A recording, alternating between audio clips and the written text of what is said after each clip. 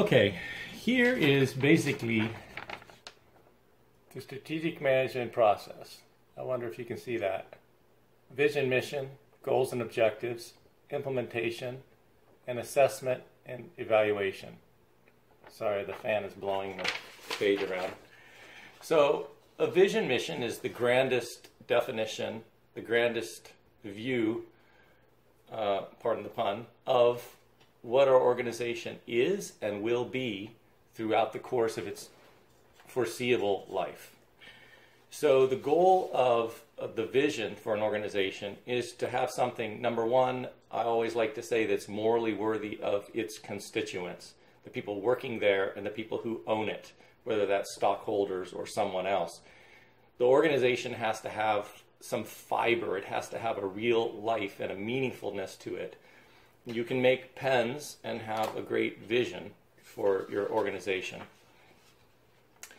The vision is important because, in essence, when people aren't around to monitor the work of managers and employees, you need to give them something to guide their decision making and their thought process so that they'll tend to make decisions that are supportive of the vision of the organization when there's not clear information about the details of that decision. In other words, I need to make decisions as a manager.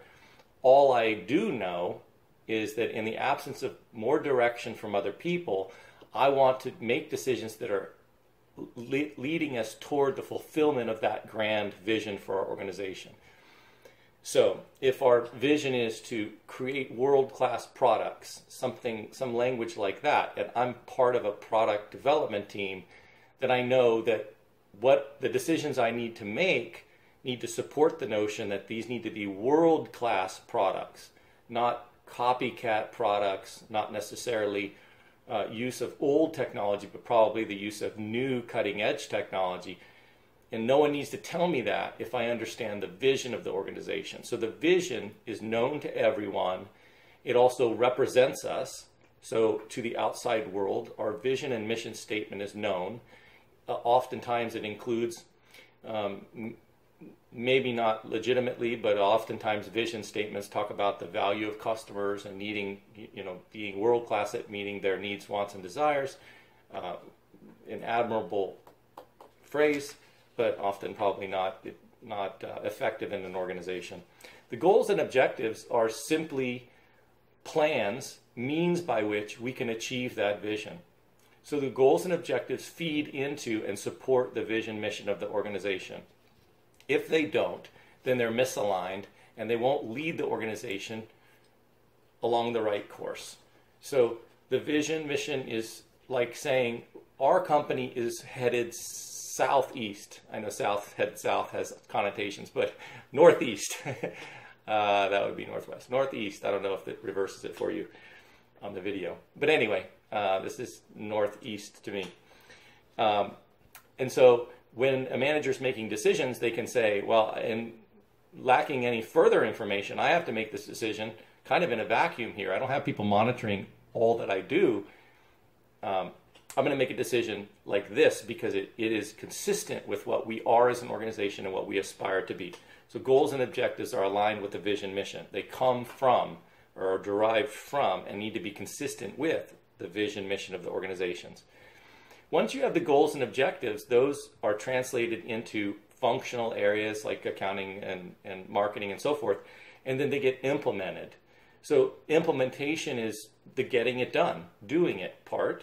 Once things are implemented, then we go through a process of assessing how well are we doing, assessment and evaluation.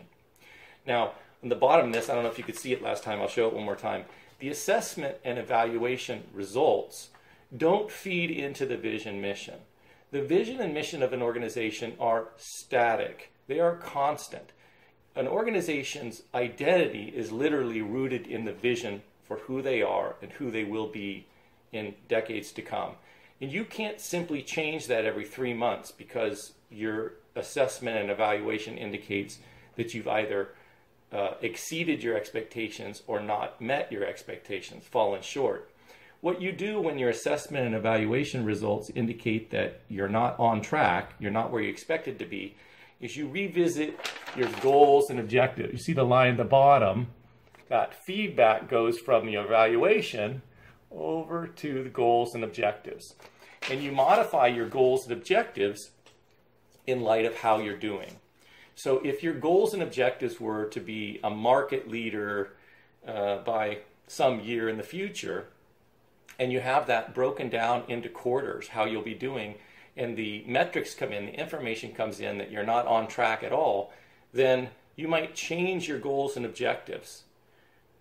You may not. You may keep your goals and objectives the same, and you may say, no, we just didn't implement very well. So rather than alter the goals and objectives, we'll keep those constant, even though we didn't meet our criteria, and we will work on how we're implementing things to be more effective here. And then we'll evaluate again how we're doing. So there's a feedback loop but then the real important point is that the feedback loop doesn't affect the vision mission of the organization. It affects the goals and objectives and affects the implementation. So one more thing in this little video. Oftentimes, we think of this process as additive. And that means, that means, to me, that we think of each of these activities as equally in importance. So we say that if we executed the vision mission, is that the vision mission? Yeah. If we executed the vision mission perfectly, and then the goals and objectives perfectly, and the implementation perfectly, and then the evaluation perfectly, we get a 4. We add those up. But I'm going to tell you that I don't think it looks like that at all, in particularly with regard to implementation. I think it's a multiplicity. I'm not sure if that's a word. I think it is. It's a multiplication function. So instead of this being additive, if we make it a multiplication, if we do it all right, perfectly, 1 times 1 times 1 times 1, let's say that's 100 or something, then we get, of course, 1. 1. But in this case, if it were additive and one of those 4 elements were really blown, then we'd just get 3 out of 4, wouldn't we? But I don't think that's at all the case. I don't think you can have terrible implementation, like no implementation. What would that mean? That would mean I had a perfect vision mission for the future. I mean, it was strategically made all the sense in the world. It's morally worthy and everything. Goals and objectives were perfectly on target, perfectly crafted. The implementation didn't happen. We didn't implement it. Then what would our score be for our strategic planning? Well, it would be 1 times 1 times 0 times 1. Well, what is that? That's a 0. And I think that's the reality of it. And here's why that's important. You can do all great work in an organization, in all your planning processes.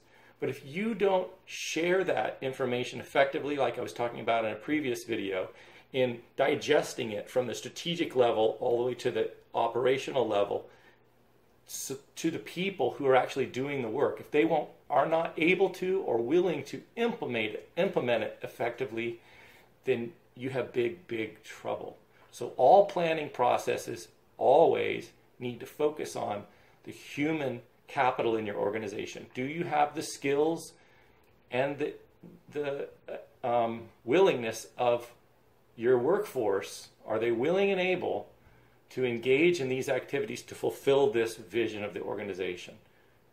Don't set a vision of an organization that you can't accomplish. Tesla's a great example. I don't know what's going on in that organization, but those dudes launched a rocket to space and then had that capsule land back on the platform. You probably saw that. They've got the Tesla and now the Model 3 car. They've got Tesla power cells all over the place in homes. They've got a solar panel division and tons more.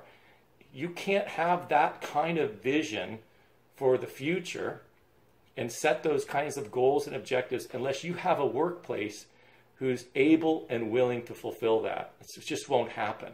So Elon's a great guy, seems like, and super smart, but he's not the key to the success of that organization. He couldn't do it by himself. He had to build an organization with people who were able and willing to make it a success. You can't do it alone. So as you're planning, keep that always and ever constant in your mind. Whatever you think you're going to do, you're going to get it done with the help of other people. They need to have the right skills and training, and they have to be willing to help you. See ya.